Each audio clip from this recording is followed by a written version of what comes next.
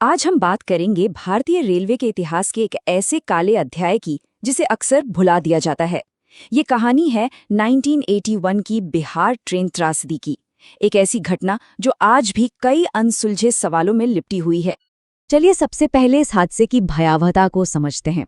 अनुमान है कि इस एक दुर्घटना में 1000 से ज्यादा लोगों ने अपनी जान गंवाई थी। सोचिए, 1000 से भी ज्यादा। ये सिर्फ एक नंबर नहीं है, ये इस त्रासदी के विशाल पैमाने को दिखाता है। और इस बात को याद रखना बहुत जरूरी है क्योंकि ये भारतीय इतिहास का अब तक का सबसे बड़ा और सबसे घातक रेल हादसा है। जी हाँ, आज तक इससे बड़ी कोई और रेल दुर्घटना भारत में नहीं हुई है। तो चलिए अब कहानी की शुरुआत करते हैं उस मनहूस दिन से। तारीख थी 6 जून 1981। एक पैसेंजर ट्रेन जो हर रोज की तरह अपने सफर पे निकली थी। ट्रेन नंबर थी 416। वो मानसी स्टेशन से सहरसा के लिए निकली थी। बिहार में मॉनसून का मौसम था, तो जाहिर है मौसम थोड़ा खराब था। शाम होते होते ट्रेन बागमती नदी पर बने पुल के पास पहुंच रही थी। तब तक सब कुछ बिल्कुल सामान्य लग रहा था। किसी को अंदाजा भी नहीं था कि आगे क्या होने वाला है।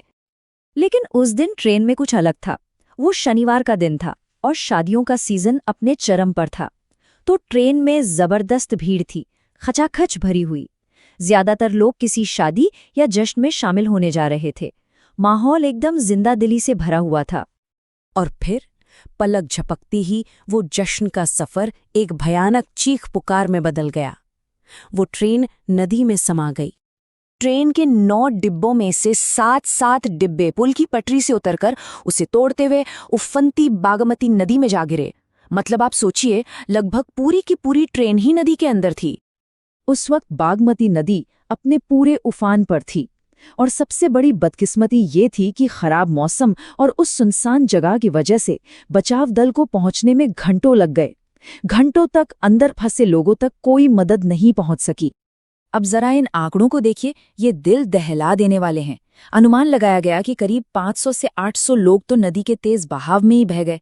5 दिन तक रेस्क्यू ऑपरेशन चला और पता है कितने शव मिल पाए? सिर्फ 232।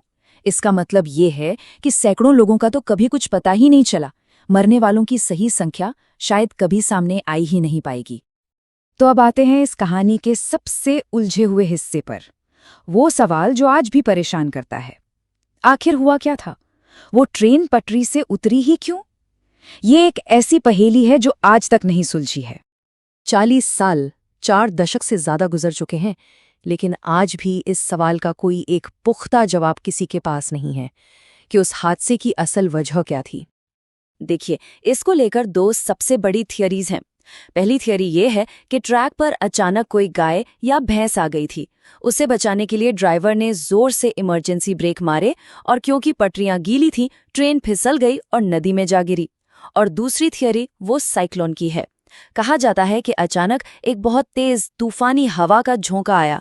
बारिश की वजह से ट्रेन की सारी खिड़कियां बंद थीं, तो ट्रेन एक बंद डिब्बे की तरह बन गई और हवा के दबाव से पुल से नीचे उड़ गई। वजह चाहे जो भी हो, एक बात तो सच है, और वो ये कि सच्चाई आज भी उतनी ही धुंधली है जितना उस नदी का पानी जिसने पूरी ट्रेन को निगल लिया था।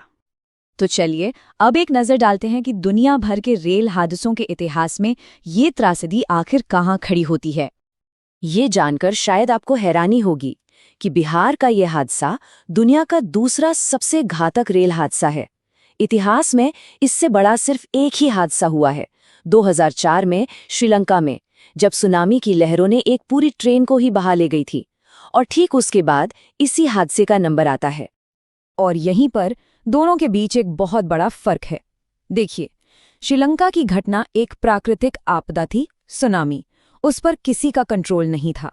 लेकिन बिहार रेल हादसा वो एक अनसुलझी पहेली है जो या तो किसी तकनीकी खराबी की वजह से हुआ या फिर किसी इंसानी भूल की वजह से।